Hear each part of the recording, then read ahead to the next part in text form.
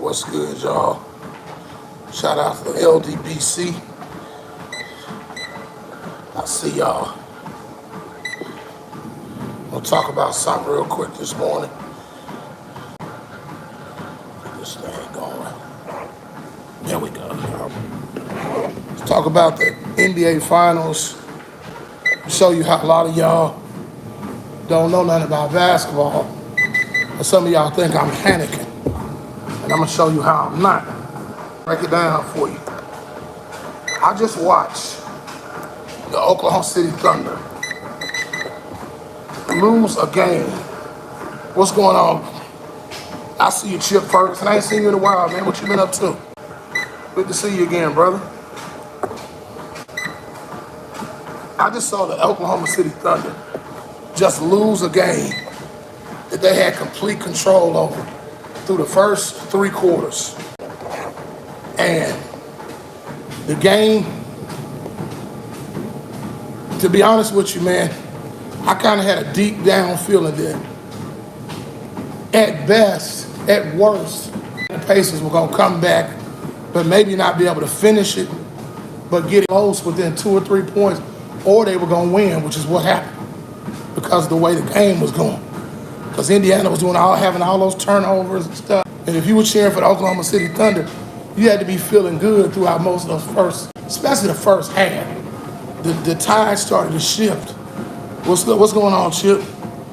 The tide started to shift in the second when they came back from that intermission halftime. The third quarter is when the game shifted, and I was like, uh-oh. I can see the Cleveland Cavaliers game again. I can see game 3 against the New York Knicks, where they blew that big lead they had, and they had like a 15-point lead with like a 20-point lead with 2 minutes left, and they lost. I can see that starting to happen. All of a sudden, OKC started hunting for 3-point shots, thinking they had the game under control, and they missed. They were bricking 3 after 3 after 3 after 3. You don't try to go tit for tat with a 3-point shooting team when you're not one. That's how the Golden State Warriors used to beat a lot of teams when they were winning all those championships in their heyday, because teams would want to go blow for blow with Curry and Clay. And they would try to shoot all those threes. Then they start shooting bricks. And, Draymond Green was a phenomenal rebounder, and he was a floor. So as soon as you miss, it's a fast break. Curry, depending on who was in the corner, Draymond Green would bring the ball down the floor. Klay Thompson would run to the corner, kick the ball out, and he would hit a 3. That's what started to happen. Tyrese Halliburton, maybe down the floor. Neesmith, or that, what's that boy's name? That African dude. He's African, but he got an African name, Oba something. He's running over Obi Toppin. He's running to the corner, hitting 3 after 3 after 3. And you can see that Oklahoma City was selling for threes. They were missing. And they just got out of their game. And Indiana did what Indiana does. They hung around the game the whole game. They couldn't get the lead past about 12 or 14 points. And they stayed close enough to where they kept chipping at that lead. Oklahoma City was usually able to recover. But the way they would recover is they would drive the ball.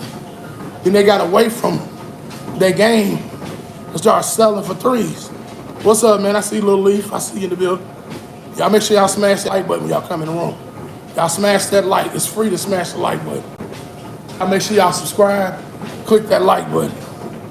And so they started to try to press the issue. They started catching up with them because they was trying to outshoot a great shooting team.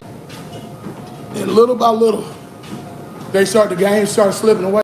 And we got down to about 4 or 5 minutes. I said, man, Oklahoma City gonna lose this game. I could see it. I could feel it coming. Because they got out of their game. They were shooting brick after brick. And I'm going to tell y'all something. If Oklahoma City, they in trouble now. And I'm going to tell y'all, oh, man, some of y'all it's only one game. They've lost home court advantage. So now you got to win really the next 2 games. That's what I'm doing. I still think it's going to be 2-2 when they come back. to Oklahoma. It better be 2-2.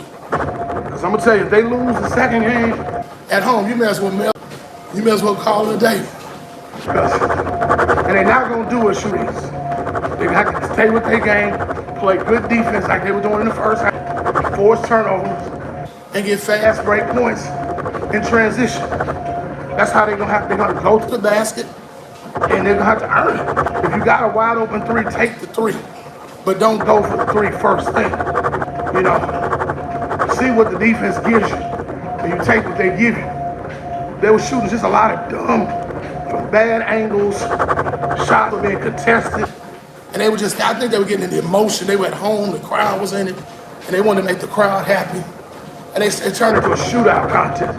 Once it turned into a shootout contest, it was over. That's all she wrote. You know? And the truth of the matter is, when you're playing against an outstanding shooting team like that, you can't get out of your element. And I'm gonna tell you, if this happens again, you know, you're gonna have to, with Indiana, you gotta play them. And Richard Jefferson just kept saying it.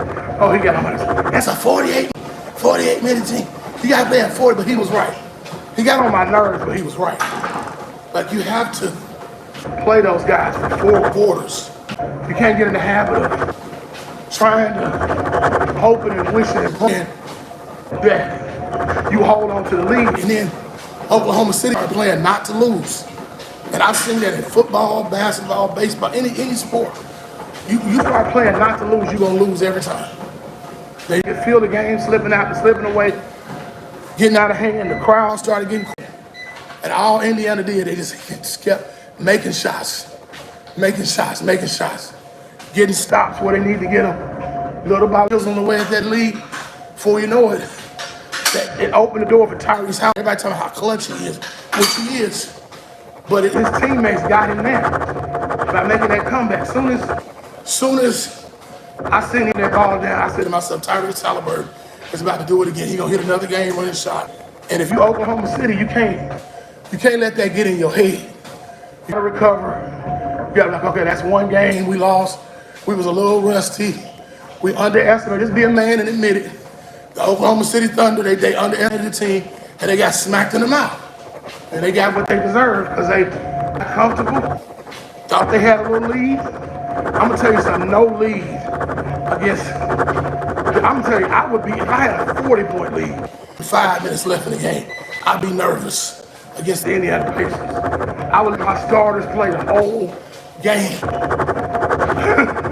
Just how lethal those guys are in the closing moments of regulation. They got away from what was getting them there. They started letting up defense. They started committing dumb fouls, taking bad shots. And before you know it, the game had got away from them. You know? So I'm gonna tell you something. Oklahoma City, they still got hope. You know, it's only been one game. I'm gonna tell you, they lose game 2. You may as well call it and have her sing, calling the Undertaker, calling the funeral home, calling everybody, calling the family. You better not lose game 2. That's all I got to say. You know, they got enough film. Like I said in my NBA Finals analysis I did on my other video, if you watch it, I said that's one of the key victories for Indiana. One of the things that's going to help them win is the fact that they have a more experienced coach. That other coach, he's only 40 years old. With coaching years, that's like being in preschool. You know what I'm saying? Against a championship coach like Rick Carlisle, and he got outfoxed. He should have called a timeout. I'd have been screwing dudes like Bobby Knight, man. Get on defense. Quit shooting those dumb fouls. I'm shooting those dumb threes. He's gonna sit on the bench with me.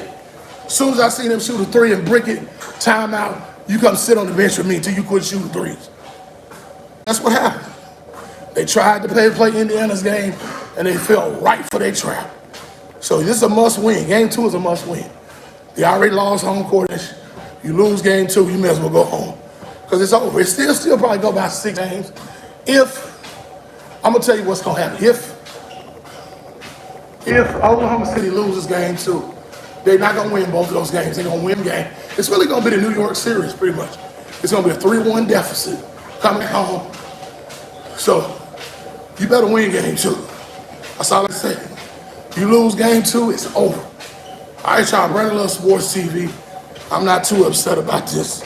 I still think Oklahoma City, they're not in control of the series anymore, but I still think down the board they have the deeper bench, they're the better team, but Indiana has an advantage because they have a more experienced coach.